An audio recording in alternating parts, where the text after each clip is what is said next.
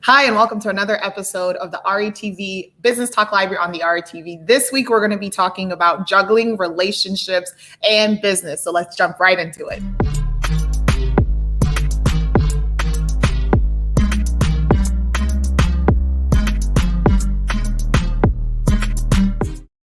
Welcome back to another episode of the Business Talk Library on RETV. I am Lola Turner, and I'm joined by my amazing husband, Mr. Terrell Turner. Hi, Terrell. So this week, we're going to be having a very interesting conversation. Of course, this is RETV, so we always like to talk about where business intersects relationships. And this week, we're going to be talking about a very interesting topic, which I'm excited to jump into. It's going to be juggling relationships and business. So last time we talked about, navigating firing your family. Should you fire your family? Should you hire your family? Before that, we talked about just balancing relationships, leaving your job. So on this show, we're just going to talk about different things as it relates to business and as it relates to relationships. So, Terrell, when it comes to juggling relationships and business, what's kind of your take on that? Well, I think there's a couple ways you can think about that. Like in some respects, it's, romantic relationships. Mm-hmm. It's also personal relationships. It's also business relationships. And I think about there's a person I had the privilege of talking to, an amazing entrepreneur in Nigeria. And one of the things that she talked about was how, being in business, it's this epitome of relationships. Now, of course, at the time I was like, I don't know what epitome means, but it sounds very nice and very fancy. Yeah. So I need to go look up what that means. Shout out to Toby. But I mean, I think it's so true is that business is more about relationships and less about your product, less about your service, but it is way more about relationships. And I think that just the whole nature of business, it revolves around you being able to manage, start relationships, in some cases end relationships, and then invest in the right relationships. I mean, because all of that plays a huge factor in the business. So I think you will forever be juggling relationships if you want to be in business. No, that's a really good point. I think also sometimes we think through oftentimes I don't think people think through, even I going into business, I don't think I really thought about the relationship aspect when it comes to how you navigate the relationship with your customers. I think especially if you sell a product, a lot of times people just think, well, you're just going to come buy the product and you're going to use it and that's the end of it. But you're constantly having to interact with your customers, constantly having to interact with your community. But I think if we just break down the juggling relationships into a few categories. So we talked about on the last couple of episodes, just hiring your family. So I think we've kind of talked about, juggling relationships when it comes to, do you bring your family into your business or not? And just some advice and tips that we've learned from, our experience. But then the other factor I think that you mentioned, which is good, is the customer relationship. But I think also, and this is kind of what I want to focus on today, is just the relationship dynamic that changes when you start your business. The relationship that you have with other people, like close family friends. Because one of the things that I love about one of the entrepreneurs that we had on the show, she gave this great advice. She said, when you signed up to start a business and you signed up for entrepreneurship, you signed up for it. Your family did not sign up for it. And so how do you navigate those relationships when you may be in a position where you don't have as much time to spend time with your family, or you don't have as much time, or people are like, oh, you're always working, which we get that a lot. People are always saying, oh, we're always working. But how do you navigate those relationships to still, make time for the stuff that's important? And at the same time, kind of prepare your family for what's to come as you go through the different stages. So I kind of want to talk about that a little bit. Okay. And I would say, what's kind of been your experience? So when you transition from working a full-time job to running our business full-time, what was kind of the dynamic? What were some of the relationships that changed, and how did they change, and kind of how did people react to that adjustment? Yeah. So first I would say, I think business is one of those things that puts it can seem rude a little bit, but it just brings the reality to, some relationships are not as important as others. And, starting a business, it forces you to have to come to grips with that reality. And sometimes that can be uncomfortable for other people, because when you have a limited amount of time, I mean, you're not going to just go spend that limited amount of time with everybody the same way you were doing before. So when I think about friendships, when starting a business, and there's a lot of effort that goes into running the business, like some of the friends that I had, I didn't talk to them as much. Yeah. And I'm one of those people, I prefer to be extremely blunt and real and honest with myself. Now, I'm not going to share this with other people or come out and tell somebody this, but I'm gonna be real with myself to say, hey, you know what? If I have, let's say 3 hours to spend with people, or whether I pick up the phone and call someone and see how they're doing or whatever, to be honest with you, if it's not a major event, and you're not like within my immediate circle, you're probably not gonna get a call from me. I mean, if you're a friend that I went to college with, hey, it's your birthday coming up and you're going out or whatever.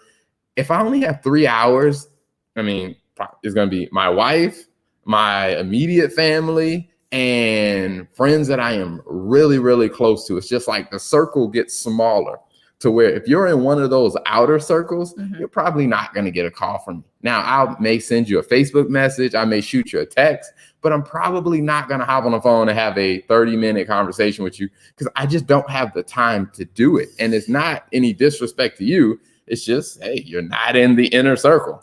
Yeah, no, that is so true. And I think I've also had a difficult time accepting that, just in terms of your relationships change as things happen. Because I've noticed, like, as things have gotten more busy with the business, it's just having to prioritize those relationships and realizing, like, almost kind of having this conversation with yourself of like, it kind of reminds me of like when we got married and we did like the list of invites of people that we wanted to have at the wedding. And we kind of just had to narrow it down to like, all right, like which people have actually been there and which people have actually been a part of our relationship, versus like people we're just inviting to invite, you know what I mean? And for me, I kind of feel like we've had to do the same thing as the business is growing, because it's like, all right, which people are there, which people are constant, which of these people. And I mean, look, if you decide that, hey, this person is not there, it doesn't mean like your relationship with that person is over. It just means that, you don't necessarily talk to them every day for 30 minutes. I don't know. I think you're the only person I would talk to every day for 30 minutes, but it's just being honest with yourself. Like, I think that's one thing I've had to do, is be honest with myself about, look, like, you're in a different dynamic and you maybe can't call your mom every day for 30 minutes and talk to her and have a conversation. And I think when you understand that, it makes it a lot easier to kind of deal with the guilt, because personally for me, I have kind of felt guilty sometimes of like not keeping up with my friends and not keeping up with the relationships.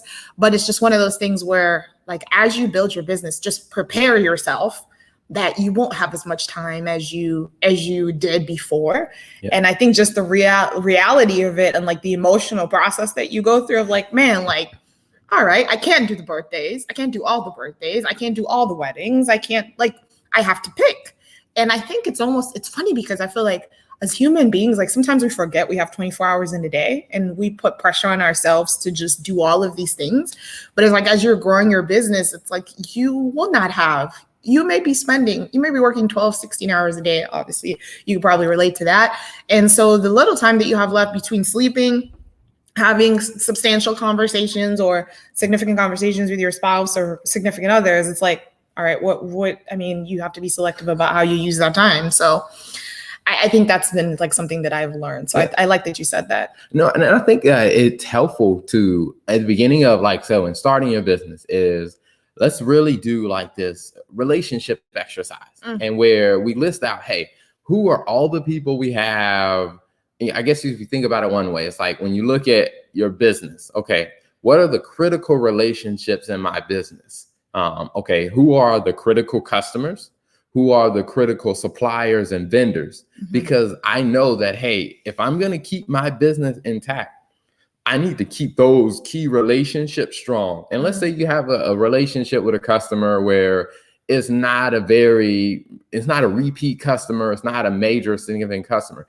It's not that you disrespect them, or it's not that you just cut them off. It's just, hey, you know what, if this customer is only bringing in, let's say $100 a quarter or $100 a month, I'm not gonna be spending an hour every week on the phone with them, because it's just like, hey, I guess you say the sales that generated from that customer lets me know kind of what category of kind of I need to put that customer relationship. Same thing with the vendors. If there's someone that I spend maybe $50 a month on, I'm not going to spend as much time with them as I do with some of my vendors that I'm spending, $2,000 a month on. Like, those relationships are more critical to the business. And I think even carrying that over to your personal life is really taking an honest assessment to say, okay, all right, here are all of my relationships. And it's funny that you brought up the wedding, because I think the wedding is probably the first and the only time people have to come to grips with that, where they list out like, hey, whoever gets invited, we know there is a price tag or a cost for every seat on that list. So now we need to see, okay, who are our real close friends? Right. And I think you got to do the same thing when it comes down to your business. It's just like, hey, what are my critical relationships? Whether that's family, whether that's friends. And to be honest, sometimes people in your family aren't going to make the list. Oh my gosh. Like, that's a whole different conversation. Like, sometimes friends are going to make the list instead of family. And it's perfectly fine. And I think just being okay with that, like, oh my gosh, that was a moment of adjustment for me. Definitely. Yeah. Because you can also look at it one way. It's like where I the way I put it is like, if you take out a sheet of paper, draw a small circle. All right, who's in the inner circle? Like, who are the people that are very critical for you to talk to? And for me, it's, my wife is definitely in that circle. I would definitely say, my parents are in that circle. My brothers are in that circle. And then also some of my key critical customers and some of my close friends are in that circle. And then you draw another circle. Okay, all right, this isn't everybody like else. A core circle, but this is, hey, people that you're close to, where you put them in that circle. And then you have the huge circle where just about everybody else goes into. And then when I think about it, it's like, okay, all right, the people in my core inner circle, those are people that I am probably going to talk to on a weekly basis. The people who are in the outer circle, I may talk to them on a monthly or bi-monthly basis, and it might be a text message or a Facebook message. The people who are in the extended outer circle, I will talk to you when I talk to you. Yeah, I need to do that exercise. I need to do that exercise. Oh my gosh. Yeah, no, that's really good. And I think that's going back to the whole comment about like, not your family is not by default on the inner circle list. So just being like, okay with that. Like, cause not, I hear this quote, like I've heard this quote before, said before, like, just because we're family doesn't mean we're friends. And I mean, look, it's the truth. Like, I had to just like learn that. It's like, we didn't really have a choice as to who our family was. And like, just because we're family or even just because we're siblings doesn't mean we have to have a close relationship. Like, it has to be intentional. And I think another thing also, would you agree that the inner circle may change depending on what stage you are, whether it's in your business or whether it's in your life? Definitely. I mean, because I think, when we started our business and we, say, our revenue was like less than $800 a month. And now as we're making, significantly more than that a month, I mean, the customers that have come into play, like who the core customers are, has changed. Also, based on the type of services that we offer, like that has evolved. So, our critical vendors has changed. Like, there's some vendors we have now that we didn't have back then. Like, some of like our bookkeeping partners, like, we didn't have those back when we started. So I do think over time, as you navigate through different stages and different phases, those relationships do change from time to time. And it's not saying that, hey, if a person isn't in the inner circle, hey, you're just excluded or written off for life. Because over time, I think, as you start to get into more systems and more of a rhythm with your business, the capacity that you have for your inner circle may grow. So you may have the ability to add more people to that inner circle as your capacity changes. Yeah, no, that's really good. I think the other thing also is just I think depending on what stage you are in your business or your personal life, the things that you surround yourself with as well would change. Because I think sometimes when people think about relationships, they may think of like physical people, but I think also like what you're listening to, the books you're reading, different stuff like that also play a role in, I guess, your development and your relationship advancement. So I think like depending on what stage you are in your business, like some of the books that I'm reading now or even listening to are very different from what I was listening to, a couple of years ago. I was doing more, fictional books, which there's nothing wrong with fictional books, but in terms of like my bandwidth now, I don't really have as much time to, sit on the porch and read a romantic novel. Whereas now I'm really spending more time listening to mindset books and how do I adapt my mindset? How do I change my mindset? How do I think about when we're thinking about scaling and growing our business? What are some different things that I need to think through? So I think the books also and the people that you surround yourself with based on where you're trying to go is also important. And I think one of the things that you oftentimes tell me, which I'm having to learn and learning more now, is I think sometimes as human beings, we have a tendency to surround ourselves with people that are behind us instead of people that are further along than us. Because that's one thing that I noticed is when I was earlier in my career, in some respects, I still do this, like when I was in college or even when I was, earlier in the stages of my career, up until a couple of years ago, like I would surround myself with people that were maybe a few years behind me, or maybe people that weren't as, which again, it's just intentionality, right? Like I was just okay with having the people that are around me, I guess, in that inner circle. But one of the things that I realized is for the level of success that we're trying to achieve in our business, and one of the things that we talked about is I can't continue to surround myself with,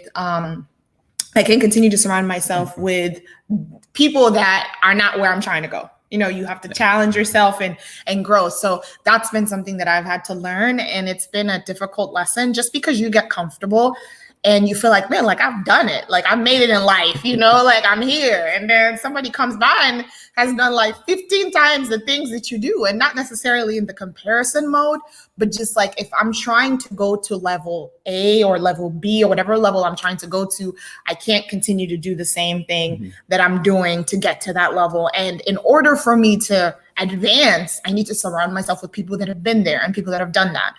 But I think that's been like something that has been a challenge for me, because you get comfortable in your own success and you're like, oh my gosh, I'm doing good. And then you see some people around you that, are a little bit further or a little bit behind you. You're like, all right, like I'm good. Because you measure you're measuring against where you've been versus measuring against where you want to go. Yeah. And I think that becomes a tough one because, sometimes you feel that sense of separation, or like, hey, I'm being disrespectful. Like, hey, these people were with me back when, when I didn't have much going on, and, they were there, they supported me.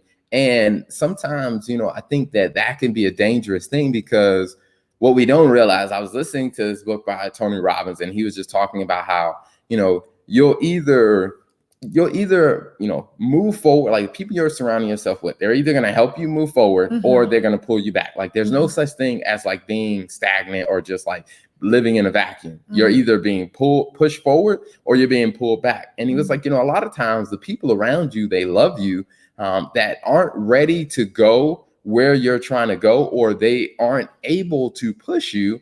Inherently, what they start to do unconsciously is they start to tear you down or pull you down, because in their mind, they don't want to lose you. So if you're doing something new, something that's outside of their capabilities, they don't want to lose you. And they feel like, hey, this thing that you're spending your time on, this business that you're pouring all your hours into, hey, this seems to be pulling you further away from me. And because they love you, they feel like, hey, the best place for you to be is to be close to me. And one of the things areas I noticed this in, and I had this very honest conversation with my parents about this, and more so with my mom, more than my dad, because for my mom, I think that was a thing where the things that I was investing my time in, the things that I was doing, it was creating a little bit of distance between like me and my mom, because I was spending more time working on this, or, this goal that I was going into, it required me to move,